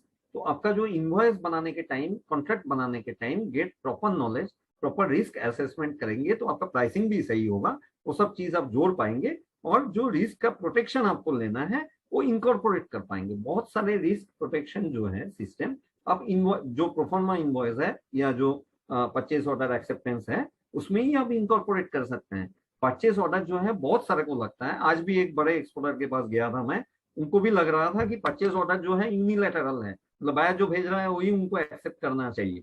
मैं उनको एक्सप्लेन किया कि सर ऐसा नहीं है, परचेज ऑर्डर इसी कारण वो भेजता है और इसी कारण आपको बोलता है कि आप एक्सेप्ट करके भेजो, क्योंकि आपका भी इंडिपेंडेंस है उसको मॉडिफाई करने के लिए, बोलने के लिए आपका भी अथॉरिटी है कि आप उसमें 2 कंडीशन जोड़ सकते हो, इसीलिए वो बोलता है कि एक्सेप्ट करके भेजो, वेदर ये जो टर्म्स है आपके लिए एक्सेप्टेबल है या नहीं, अगर नहीं है तो आप नेगोशिएट कर सकते हो, ठीक है। ये सर मैं एक एग्जांपल में ऐड किया हूँ कि एलसी में डिस्क्रिपेंसी कैसे होता है। ये चलेगा चलेगा सर, बहुत इंपॉर्टेंट है सर ये। हाँ बहुत इंपॉर्टेंट है, सबको लगता है एलसी बहुत सेफ है, ये एक एक्चुअल केस है। इसमें क्या बोल रहे हैं, द एलसी ओपनिंग बैंक, ये जो इंडियन बैंक है वो रिपोर्ट कर रहा है मेरे को, LC opening bank has raised discrepancies in the document that were submitted on LC terms. क्या है the reason for non-payment by LC opening bank is discrepancies in the document submitted which are LC expired, ठीक है, LC expire होने के बाद shipment हुआ है, late shipment, ठीक है, लेट प्रेजेंटेशन, इसमें कोई एक भी हो सकता है, संजोग से ये जो पर्टिकुलर LC में इसमें सारा लैप्स लग गया था, बट ये कोई एक भी अगर होता है तो आपका LC डिस्क्रिपेंट है और वो उसका पेमेंट नहीं आएगा। तो एक्सपायर्ड LC के अगेंस्ट में उसने शिपमेंट किया, लेट शिपमेंट किया, लेट प्रेजेंटेशन ऑफ डॉक्यूमेंट, 21 दिन का प्रेजेंटेशन था उसके बाद उसने प्रेजेंट किया, invoice number so and so showing incorrect contract number at one place. तो आप समझ लीजिए कि इनवॉइस नंबर में अगर इनकरेक्ट कॉन्ट्रैक्ट नंबर आप लिखे हैं, कॉन्ट्रैक्ट नंबर, तो एक्सेप्टेबल नहीं है बैंक के लिए। Certificates of origin showing incorrect date for invoice number so and so, certificate of origin में इनवॉइस नंबर जो है उसका इनकरेक्ट डेट था, and incorrect gross weight and net weight, वो भी हो सकता है, कोई एक एरर से भी हो सकता है, and net weight, and BL not indicating carrier name, BL में कैरियर नेम नहीं था, उसका एलसी में वो था कि बीएल में कैरियर का नाम होना है, उसने नहीं डाला। The signatory not indicating its capacity, उसने नहीं किया, वो होना था। No so and so showing port of loading and GITI, उसमें था condition. India not as per invoices showing port of loading as Nhava Sheva, उसमें वो कंडीशन था पोर्ट ऑफ लोडिंग जो है नवसेवा से ही होना है, एलसी में कंडीशन था, वो इधर इसके डॉक्यूमेंट में किधर भी इंडिकेटेड नहीं है। तो आप सोचिए वो एक एलसी में इतने सारा एरर था, और ये कोई बड़ा कंपनी का एलसी का है जिनके पास बहुत सारे मैन पावर है, उनके साथ ये एरर हुआ है। उनको लगा था कि एक्सपायर्ड एलसी के अगेंस्ट में भी वो शिपमेंट कर सकते हैं और डॉक्यूमेंट बैंक को देने से ही पैसा मिल जाएगा। बैंक कुछ पैसा वैसा नहीं दिया, रिटर्न कर दिया। सर ऐसा होता है। तो एलसी वेलसी अगर है तो आपको अवेयर होना है कि एरर ना हो, डिस्क्रिपेंसी ना हो। अगर डिस्क्रिपेंसी आपको लग रहा है कि पहले ही हो रहा है तो एलसी अमेंड कर लीजिए, और एलसी अगर एक्सपायर हो गया है, एलसी लेट शिपमेंट कर रहे हैं वगैरह वगैरह, तो एलसी और एलसी नहीं है, तब तो बेहतर है कि बायर के साथ बात करके आप डायरेक्ट डॉक्यूमेंट भेज दो, बैंक के थ्रू ही भेज दो, उसको डीए में या ओपन डिलीवरी में कन्वर्ट कर लो, मतलब ट्रांसफर पेमेंट जो है, बाकी जो ट्रांसफर पेमेंट है उसमें कन्वर्ट कर लीजिए। तो एलसी इतना आसान नहीं है। इतने सारे अगर एरर है एक एलसी में, इसका एक भी अगर एरर है तो एलसी डिस्पेंड हो जाएगा, आपका नॉन पेमेंट हो जाएगा। ये मैं ऑलरेडी एक्सप्लेन कर चुका हूँ। लेस पेमेंट, जैसे और एक बार बोल देता हूँ, आपका पेमेंट जो है लेस पेमेंट हो सकता है, उसके क्यों डिस्काउंट हो सकता है, या आप रेपुटिएशन हो सकता है, मतलब क्या है, रीसेल री इम्पोर्ट करना पड़ सकता है, कभी कभी अबंडन भी करना पड़ सकता है। तो उसके लिए आपका पेमेंट है तो कम पार्शियल पेमेंट आएगा। मतलब मान लीजिए कि रीसेल कर रहे हैं किसी को तो वो डिस्काउंट पूछेगा तो आपको कम पेमेंट आएगा। री इम्पोर्ट कर रहे हैं तो नेचुरली अगर तो पेमेंट तो कुछ आया ही नहीं, 2 का फ्रेट बेड ये सब खर्चा हो गया। अबंडन करना पड़ रहा है तो पूरा गुड्स का ही पैसा चला गया। नॉन पेमेंट हो सकता है because of default of the buyer और इंसॉल्वेंसी। डिलेड पेमेंट आपका हो सकता है, उसके लिए आपको कन्वर्शन करना पड़ता है टर्म्स ऑफ पेमेंट, या एक्सटेंशन करना पड़ता है। मतलब डीपी में माल भेजे थे, बायर माल नहीं उठा रहा है, बायर बोल रहा है कि मुझे ओपन करके दो भाई, अभी मैं आपका बाद में 30 दिन बाद पेमेंट करूंगा। आप क्या करेंगे, माल भेज दिए हैं, ओरिजिनल बायर के अप्रूवल के बिना माल वापस भी नहीं लेके आ सकते हो, तो आप डेस्परेट होकर उसको दे देते हैं क्रेडिट पीरियड। या मान लीजिए वो 30 दिन का क्रेडिट पीरियड पूछा था, अभी 60 दिन का पूछ रहा है, आप क्या करेंगे, माल तो उसके हाथ में है। ये सब होता है रीजंस फॉर लॉसेस, ठीक है। क्योंकि आप एक्सटेंशन देते हैं या कन्वर्शन देते हैं, आपका इंटरेस्ट कॉस्ट चला जाता है, वहां पे फंड रिवॉल्व बंद हो जाता है, तो उसमें तो आपका लॉस है ना, इंटरेस्ट कॉस्ट लॉस है। फिर नॉन पेमेंट का भी एक चांस रह जाता है। जो बायर 30 दिन में पेमेंट नहीं कर पा रहा है, 60 दिन बाद भी क्या कर लेगा, पेमेंट करेगा या नहीं, आपका तो रात का नींद उधर ही खत्म हो जाए। इंश्योरेंस रहता है तो आप प्रोटेक्टेड रहते हैं, ठीक है। सर ये जनरल जो रिस्क है वो मैं एसेस करके दिया, और लास्ट जो स्लाइड है कि इसमें जो है कोविड, लॉन्ग कोविड बोल सकते हैं, एक्सपोर्ट में क्या क्या इफेक्ट हुआ, मैं बहुत छोटा करके ये एक्सप्लेन करूंगा, और यही मेरा लास्ट स्लाइड है। तो इसमें क्या है कि हम लोग देख रहे हैं कि जैसे इंडिया में जो है एग्जिस्टिंग एक्सपोर्ट इंसेंटिव जो है वो खत्म हो गया, एंड जो है RODTEP डिफरेंट रेजिम चालू हो गया। इसमें बहुत सारे कमोडिटी में जितना ड्रॉबैक मिल रहा था वो परसेंटेज कम हो गया है। तो क्या है, तो मैं जानता हूँ बहुत सारे एक्सपोर्टर एक्सपोर्ट करते थे ड्यूटी ड्रॉबैक के ऊपर, बिना प्रॉफिट के। कमोडिटी जो है कॉस्ट टू कॉस्ट में करते थे, ड्रॉबैक में ही बिजनेस चलता था उनका, तो पूरा बिजनेस मॉडल का चौपट हो गया। किसी का जैसे मान लीजिए गारमेंट वारमेंट में तो वो ड्यूटी ड्रॉबैक का कंसेप्ट चला गया, RODTEP आ गया, ये सब आ गया, तो उनका परसेंटेज भी बहुत कम हो गया, 3% से सीधा 1.5% में आ गया है। बहुत सारे स्टील मिल में तो खत्म ही हो गया। तो ये जो है बहुत सारे बिजनेस का जो है मॉडल चेंज करना पड़ा बहुत सारे को, क्योंकि प्रॉफिट मार्जिन सडन था, वो प्रॉफिट मार्जिन एक दिन से अचानक खत्म हो जाता है, तो पूरा बिजनेस मॉडल चेंज करना पड़ा है उन लोगों को, बहुत तकलीफ हो रहा है उनको। सेकंड ये है कि प्रोटेक्शन फॉर लोकल बिजनेस, जैसे मैं बोला ना, आप लोगों को एक्सप्लेन किया कि इंपोर्ट रेस्ट्रिक्शन। अभी आपको समझना पड़ेगा कि मान लीजिए जैसे इंडियन गवर्नमेंट भी स्टील इंडस्ट्री को प्रोटेक्शन करने के लिए कुछ कुछ इंपोर्ट में रेस्ट्रिक्शन लगा रहा है, कुछ जैसे मान लीजिए एग्रीकल्चरल के लिए कुछ कुछ रेस्ट्रिक्शन लगा रहा है चाइना से इंपोर्ट में। ऐसे बाकी कंट्रीज भी तो करते हैं, इंपोर्ट रेस्ट्रिक्शन करते हैं उनके लोकल बिजनेस को बचाने के लिए। सबका ही एमएसएमई का हालत खराब है। एमएसएमई ही हर एक कंट्री का बैकबोन होता है, इंडस्ट्री का 60% इंडस्ट्री वही लोग ही चलाते हैं। तो नेचुरली जो है उनको भी बैकअप देने के लिए उनके कंट्री भी कुछ कुछ इंपोर्ट रेस्ट्रिक्शन खड़ा करते हैं, या कुछ एडिशनल ड्यूटी व्यूटी देते हैं। तो आपका जो है मान लीजिए यूएस में जो है एक टाइम पे इंडिया का जो India had the MFN tag, most favoured nation tag, वो बंद हो गया है पिछले साल। तो अभी बहुत सारे गारमेंट एक्सपोर्टर को बांग्लादेश का टैग मार के भेजना पड़ रहा है। तो ये सब दिक्कत है। ये सब जो है लोकल बिजनेस का प्रोटेक्शन के लिए बहुत सारे नए मेजरमेंट भी लिया जा रहा है, कल के दिन में भी ये लिया जाएगा। अगर यूएस यूरोप, जो इंडिया का सबसे बड़ा 3 मार्केट है, यूएस यूरोप एंड यूएई, उन तीनों का अगर ऑयल प्राइस फ्लक्चुएशन होता है या एनर्जी प्राइस फ्लक्चुएशन होता है, तो आप मान के रहिए कि तीनों में ही जो है ये ड्यूटी व्यूटी ये वो सब लगेगा। इम्पैक्ट ऑन एमएसएमई, हमारे एमएसएमई तो बहुत अफेक्टेड हुए हैं फंडिंग वंडिंग के लिए। आज के दिन में आप देखेंगे कि बहुत सारे एमएसएमई बंद हो गया है, बहुत सारे जगह में बहुत लोग बहुत स्ट्रगल कर रहे हैं, बट आज के दिन में एक स्टेबल जगह में पहुंच रहे हैं 2 साल बाद कोविड के, ऑर्डर्स उनको मिल रहे हैं, बट सारे कमोडिटी में नहीं।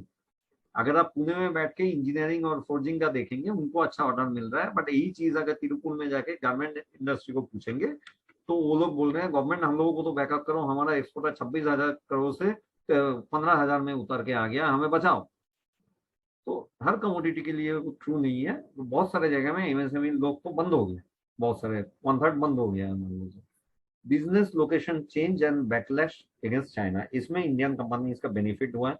बहुत सारे यूरोपियन कंट्रीज, यूरोप जो है उनका 2 नेशन पॉलिसी लेके आ गए हैं, बट बिजनेस जो है हमेशा इंडिया में ही नहीं आ रहा है, वियतनाम में भी जा रहा है। तो आपको जो है बिजनेस अपॉर्चुनिटी है, बट वो ग्रैब भी करना पड़ेगा, आपको बिजनेस लेके आना पड़ेगा, ठीक है। More orders on open delivery term, अभी जो है हर कोई कॉस्ट बचाने का कोशिश कर रहा है। जैसे मैं टर्म्स ऑफ पेमेंट में एक्सप्लेन किया कि बाकी जो डीएडीपी या एलसी बोलिए, जो भी बोलिए, उसमें बैंक तो अपना चार्जेस काट लेगा, और बैंकिंग चार्जेस जो है हमारे चार्जेस भी, आपको अगर दर्द होता है तो बाहर के देश में उन लोगों का तो और ज्यादा चार्जेस होता है।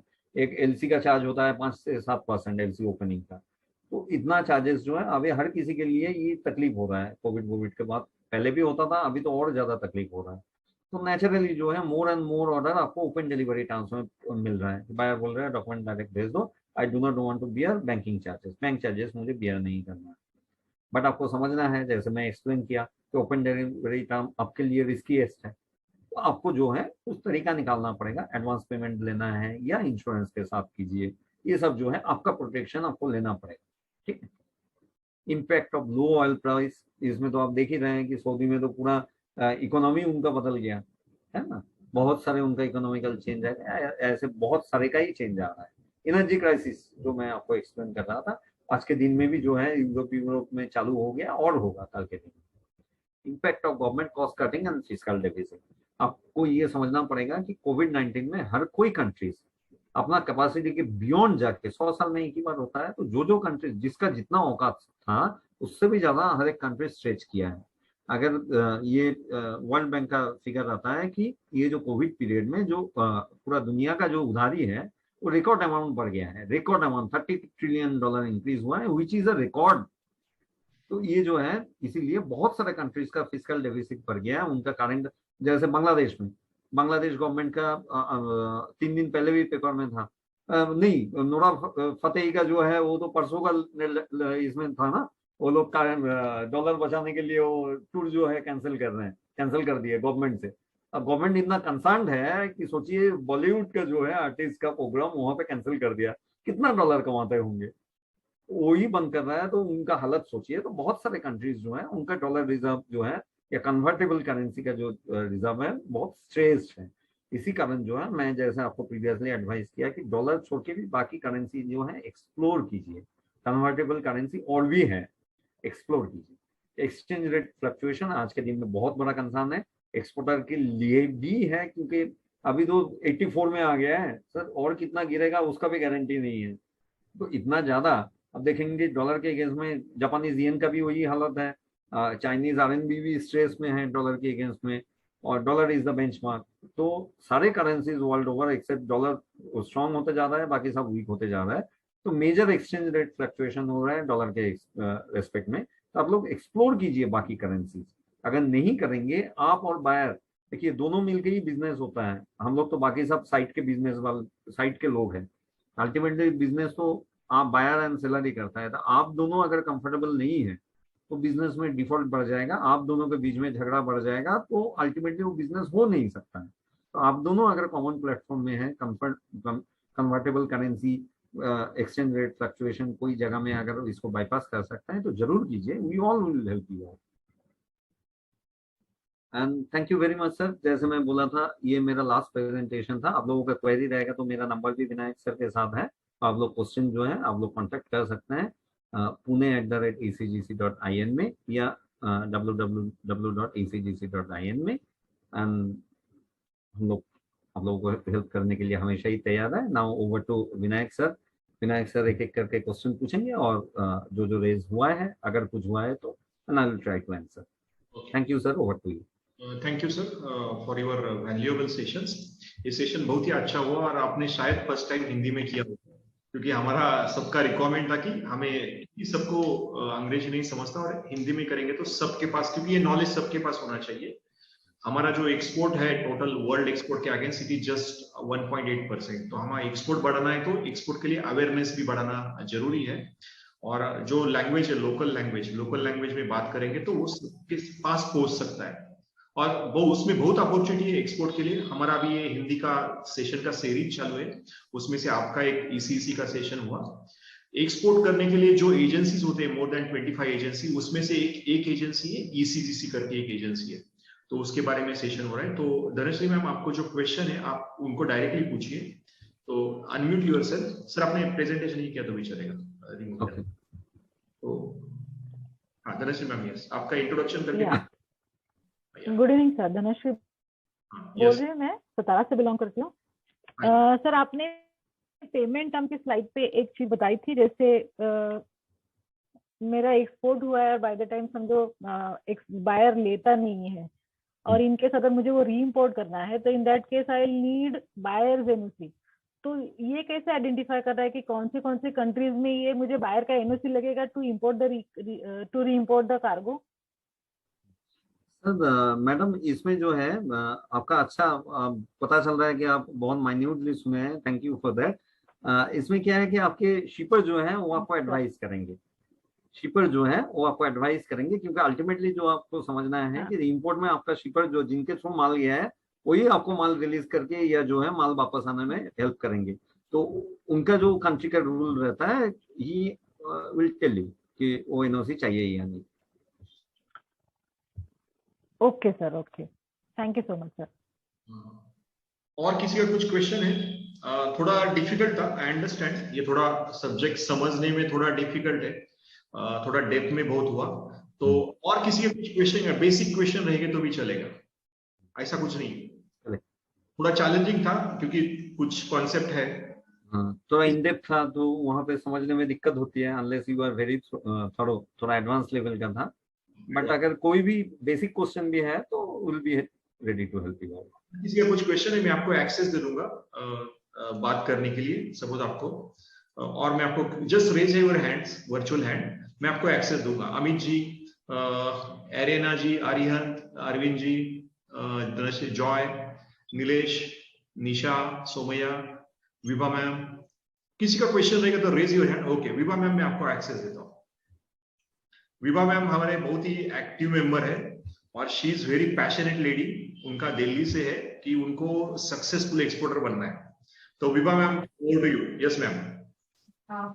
हाँ जी सर, ये पूछना चाह रही थी कि आपने बताया था कि इसमें रिस्क रहता है कि पैसा नहीं, लेकिन अगर हम एक्सपोर्टर से डील करते हैं तो वो हमें एडवांस नहीं देगा, एडवांस पहले डालेगा, ऑर्डर कंफर्म करेगा तो ही हम उसको ऑर्डर को पूरा करेंगे। बिना एडवांस के ऐसे ऑर्डर कैसे पूरा कर सकते हैं? मैडम यहाँ पे मैं आपको थोड़ा एक्सप्लेन करता हूँ फिर से कि ऐसा मैं नहीं बोला था। मैं क्या बोला था कि एडवांस जो है आपके लिए सेफेस्ट है। ओके हाँ, तो आप देखिए, आप एक नॉर्मल ऑर्डर मिलता है, मतलब मान लीजिए आप फर्स्ट टाइम एक्सपोर्टर है तो आप क्या चाहेंगे कि अगर एडवांस में मुझे पैसा मिल जाता है सबसे अच्छा है। और बायर क्या सोचेगा कि एडवांस में अगर मुझे माल मिल जाता है तो सबसे अच्छा है, तो है ना? तो दोनों एक्सट्रीम एंड है। लेकिन बिजनेस का रूल तो ये नहीं है ना कि सर कि हम माल पहले एडवांस में दें, तो वो हम बिना पैसे लेके तो कोई भी नहीं करेगा ना ऐसे। हाँ, ये बात सही है आपका कि नहीं है। हाँ, यही मैं आप लोगों को समझाने का कोशिश कर रहा था कि इन रियलिटी में जो होता है ना कि दो एक्सट्रीम में मोस्टली नहीं जाता है। आपको भी फुल एडवांस नहीं मिलता है या एडवांस नहीं मिलता है, उनको भी 50% या 1/4 होता है एग्जैक्टली। ये जो है ना, इसका भी कोई स्टेट फर्स्ट रूल नहीं है, ये तो है आप कैसे नेगोशिएट कर पा रहे हो। तो इसीलिए मैं टर्म्स ऑफ पेमेंट एक्सप्लेन किया कि आप जानो कि कौन सी टर्म्स ऑफ पेमेंट में क्या रिस्क एसोसिएटेड है, सो दैट आप एक बेहतर बार्गेनिंग करो। जैसे आपको अगर पता है कि एडवांस मेरे लिए सबसे बेनिफिशियल है और बायर के लिए ओपन डॉक्यूमेंट सबसे बेनिफिशियल है, तो आप जो है 20 का कोई नेगोशिएट करेंगे, मे बी 10% एडवांस लेके आओगे, बाकी बैंक के थ्रू डॉक्यूमेंट अगर रोटेट करवा लिए तो आपका एटलीस्ट बैंक आ गया, तो आप और थोड़ा सेव हो गए। तो आपको जो है, बट टर्म्स ऑफ पेमेंट का जानकारी तो आपके पास होना है कि कौन से टर्म्स ऑफ पेमेंट में आपका रिस्क कितना है, तब आप एक बेहतर डिसीजन ले पाएंगे। ये जो है टर्म्स ऑफ पेमेंट, कौन सी टर्म्स ऑफ पेमेंट में बिजनेस फिक्स होगा, ये प्योरली आपका और बायर का बार्गेनिंग कैपेसिटी और आपको कितना एक्सपोर्ट करने का चाहत है, उनको कितना माल लेने का चाहत है, उसके ऊपर। अगर आपकी एक कमोडिटी यूनिक है तो आपको एडवांस देगा। अगर आपके कमोडिटी ऐसा टॉन्टी गहरी का मान लीजिए ओनियन है, तो आपको कुछ नहीं देगा, पूरा ही उधारी में लेगा। वो तो हर कोई दे देगा, आप नहीं दोगे तो दूसरा कोई देगा उसको उधारी में। तो ऐसा है। Okay, thank you so much sir. Welcome. Okay ma'am, बहुत अच्छा क्वेश्चन आपने पूछा, very good. Thank you sir. ठीक है, थैंक यू। और किसी का क्वेश्चन है कुछ आपको? किसी का क्वेश्चन रहेगा तो आप रेज योर वर्चुअल हैंड। हाँ, ओके, अमित सिंह मैं आपको एक्सेस दे रहा हूँ। यस अमित जी। अमित जी, यस, आप क्वेश्चन पूछ। हेलो। यस अमित सर, मैं ये जानना चाह रहा हूँ कि ईसीजीसी जो कवरेज होता है वो कितना, मतलब कितना अमाउंट में कवरेज होता है, उसका इंश्योरेंस चार्जेस क्या होते हैं?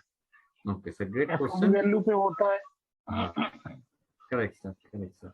मैं आपका क्वेश्चन समझा and is a nice question. Direct question किए हैं। ये एक्चुअली क्यों पर्टिनेंट है, क्योंकि आपका कॉस्ट में डायरेक्ट ये इंक्लूड होता है। तो is a very good question. बाकी लोगों को भी समझना चाहिए कि इंश्योरेंस इज अ कॉस्ट। आप प्रोटेक्शन ले रहे हैं आपके डिफॉल्ट के अगेंस्ट में, बट ये कॉस्ट जो है आप एसेस नहीं करेंगे तो आप वो कॉस्ट में जोड़ेंगे कैसे? तो सर पहला चीज है कि इंश्योरेंस जो है इनवॉइस अमाउंट के ऊपर होता है, मतलब जितना अमाउंट का आप इनवॉइस बना रहे हैं उसके ऊपर होता है। अब क्रेडिट इंश्योरेंस में 100% कवरेज नहीं होता है। ये जो है मैक्सिमम जो है ये 80 to 95% of the invoice amount के ऊपर होता है, बेस्ड ऑन पॉलिसी टाइप। बहुत डिफरेंट काइंड का रहता है, बट ओपन कवर जो पॉलिसी रहता है उसमें 90 to 95% ऑफ द इनवॉइस में कवर रहता है। और तीसरा चीज है, अगर प्रीमियम कॉस्ट पूछ रहे हैं तो ये जो है प्रीमियम कॉस्ट जो है सर, ये कंट्री, क्योंकि जैसे मैं आपको एक्सप्लेन किया कि डिफरेंट कंट्री का रिस्क रेटिंग डिफरेंट है।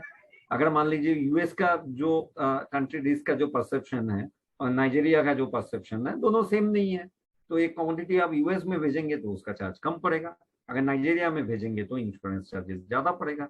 और जो है टर्म्स ऑफ पेमेंट के ऊपर करता है, ये वैल्यू के ऊपर डिपेंड नहीं करता है। टर्म्स ऑफ पेमेंट जैसे मैं आपको बोला कि एडवांस सेफेस्ट टर्म है, तो उसमें कोई तो प्रीमियम है ही नहीं, क्योंकि आप तो रिस्क में है ही नहीं। नेक्स्ट आता है एलसी, तो उसका थोड़ा बहुत लगेगा। एलसी में यूएस में अगर आप एलसी में शिपमेंट कर रहे हैं, आपको कवर चाहिए तो 0.1% उसका चार्ज है। ऐसे ही मान लीजिए नेक्स्ट जो मान लीजिए अगर यूएस में डीपी में कर रहे हैं, टर्म्स ऑफ पेमेंट बदल गया तो मैं आपसे 0.23% चार्ज लूंगा। यही चीज अगर आप डीए में कर रहे हैं अप टू 90 डेज का, मैं आपको 0.51% चार्ज लूंगा। तो ऐसा है, मैं आपको 3 सिनारियो बोल के दिया। तो कंट्री बेसिस पे और टर्म्स ऑफ पेमेंट बेसिस पे ये बदल जाता है terms of payment, but on an average करेंगे तो ये आपका जो है टोटल एक्सपोर्ट जो पोर्टफोलियो है उसका 0.5% के अंदर ही रहता है। बट अगर आप सिंगल शिपमेंट कर रहे हैं तो उसका थोड़ा डिफरेंट, सिंगल शिपमेंट को डिफिकल्ट कंट्रीज में कर रहे हैं, बहुत लंबा टर्म्स ऑफ पेमेंट में, क्रेडिट पीरियड में, वो ज्यादा होगा नेचुरली। होपफुली सर आपको थोड़ा आंसर मिल गया। अमित सर, अमित जी उनको अनम्यूट कीजिए। एक क्वेश्चन और है सर मेरा। हाँ, मैं ये जानना चाह रहा हूँ कि बायर से, सपोज बायर ने बोला कि मुझे ये क्वालिटी का माल चाहिए और उनके जो क्वालिटी स्पेसिफिकेशंस हैं उनको मैंने बायर से बोला कि सर मैं आपका ये थर्ड पार्टी इंस्पेक्शन करवा के देता हूँ रिपोर्ट लगा के।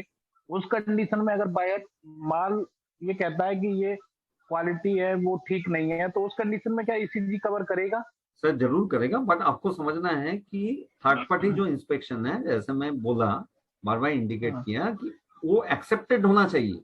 अब मान लीजिए बायर ने वो कंडीशन एक्सेप्ट नहीं किया था, आपने सिर्फ थर्ड पार्टी इंस्पेक्शन करके भेज दिया, तो वो एक्सेप्टेबल नहीं होगा। तो जो है पहले बायर से एक्सपेक्टेशन लेना पड़ेगा। वो कंडीशन जो है आप जोड़ लो, बायर से एक्सेप्ट करवा लो कि हाँ वो भी एग्री करता है कि वो जो सेम इंस्पेक्शन जो है वो एक्सेप्ट करता है। अगर मान लीजिए वो एक्सेप्ट ही नहीं करता है, फिर वो उसका कोई वैल्यू नहीं रहेगा। Correct correct correct. Thank you sir. Welcome sir. Thank you, Amit ji. Thank you all for attending these sessions. Thank you, sir. Mukherjee sir for giving your valuable time. हमारा फ्रेंड्स, हमारा नेक्स्ट का session है e commerce के through export कैसे करना है, और वो सेशन रहेगा 2 नवंबर को रहेगा। 26 अक्टूबर को दिवाली की वजह से हमारा छुट्टी रहेगा। ये हमारा अभी सीरीज ऑफ सेशन चालू है, टोटल 10 सीरीज का है sessions, how to find out the buyers, how to start the export. उसमें से 4th सेशन ये role of ECGC to mitigate the risk of export remittance, उसके ऊपर था। So thank you very much for all are requested to subscribe our YouTube channels और all social media platform। आपको ये ऐसे सेशन जो free session रहेंगे उसका आपको का एक्सेस आपको मिल सकता है उसके लिए। So thank you very much sir again, and thank you all for giving your valuable time. Thank you very much. Thank you.